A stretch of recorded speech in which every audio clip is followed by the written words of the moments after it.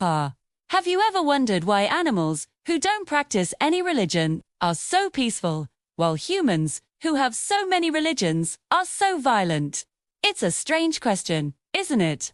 Every religion teaches non-violence, every faith preaches purity and righteousness. Yet, what we see around us is often the complete opposite, it seems. The creatures not made for worship have found peace, while those created specifically for worship have become aggressive, violent, and envious. Is there some hidden divine wisdom in this? The Creator certainly knows best. Above all else, humanity should be what defines us. But what we often see instead is something closer to animality, isn't it? This paradox makes one thing very clear. Humans are not just an evolution of animals, nor are we a direct extension of the Creator. If we were simply transformed animals, we would have been non-violent. And if we were a direct extension of the Creator, we could never be violent, because the Creator is the source of all excellence.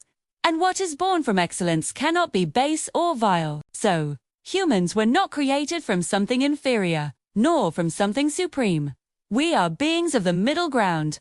Just shouting about being superior, wearing a label of a certain faith or background, doesn't actually make anyone superior. Superiority isn't proven by birth or by religion. It's proven by our actions. Yes, in our form and our intellect, humans are unmatched, but true goodness is found in closeness to our Creator, and evil is found in turning away from Him. Now, you might think worship is the only way to get close to God.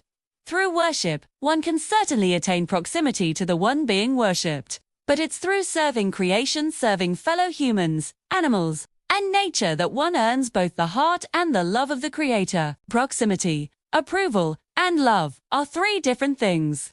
Earning the Creator's heart and love requires immense spiritual effort, a striving that is without any flaw.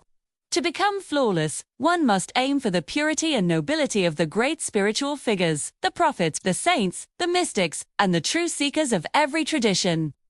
Only then can God's love and pleasure truly be attained. The state of being.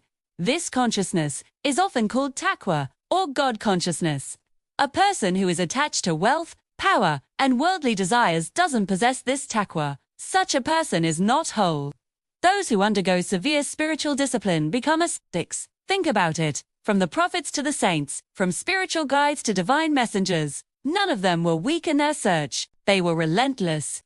Through their devotion, many found the Creator, not just in dreams, but in their waking consciousness. The world still remembers the intense love of Mansur al-Halai. If you want to be a true lover of the divine, you must be willing to go to such depths. Honestly, I don't get caught up in rituals or dogma. The core of it all is this. Someone who doesn't possess both fear and love of the Creator has no real feeling, no compassion. And a person who lacks feeling and compassion has no heart. A heartless, emotionless being isn't really human. They are like a stone. And expecting anything good from a stone is a mistake. We forgive a madman for a crime, and in the same way, many things are forgiven for the foolish. The foolish person commits foolish acts, often without knowing better. But the so-called wise person often commits acts of hatred with full awareness. That's a different story altogether. God created humans and jinn for His worship.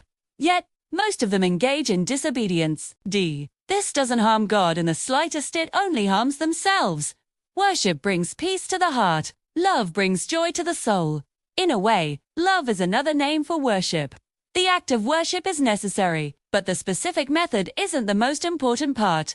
Calling upon God is what's necessary. You don't need a special course to learn how, whether you call Him silently or aloud, in solitude or with others. The key is to call upon Him with your full, undivided concentration. In worship, your mind must be focused on one thing. It's the same with love. When your heart truly goes somewhere, it doesn't wander anywhere else. Look at the state of things now. It seems many humans no longer worship God. They wage a kind of hostility against Him. They don't love Him. They mock and express hatred towards the very idea of Him. The Quran says it repeatedly, and we see it with our own eyes. Truly, man is to his Lord ungrateful. This is a profound truth we've witnessed every day. There, essay saying that goes, one who studies the Holy Scriptures but fails to find the truth has not understood their essence. The failure isn't in the book, it's in the reader. The fact that the truth is there, waiting to be discovered by a pure heart, is itself the glory of the divine message. So let's reflect on our actions, not just our labels. Let's strive to serve creation, to cultivate a heart full of compassion, and to seek the Creator with a love that is pure and undivided. That is the path to true superiority and to finding the peace that our souls are searching for. Thank you so much for watching and for thinking about these deep questions with me. If it's resonated with you, please like, share, and subscribe for more content like this. See you in the next video.